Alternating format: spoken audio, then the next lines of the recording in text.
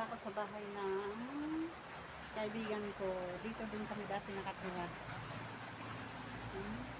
Ang ganda niya mag-alaga ng halaman. Talaga naman.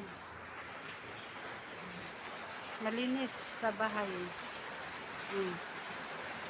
Ang negosyo nila, stainless.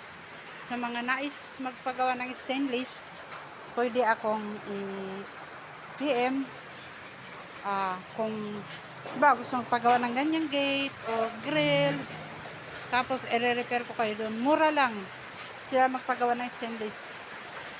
Yan, gate, ganyan, maganda. Yung ginawa din nila upuan, ito rin, napakaganda. Matibay ito.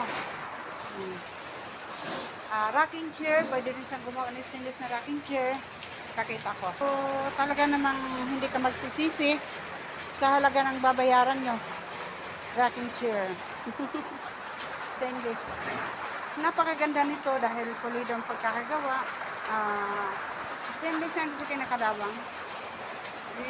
Pwede na, lalagyan mo ng foam o ano. Siyempre, di ka man uupo ng ganyan niya, kadansay. Basta itong niyayari nila. Higit sa lahat na ulan. Yan.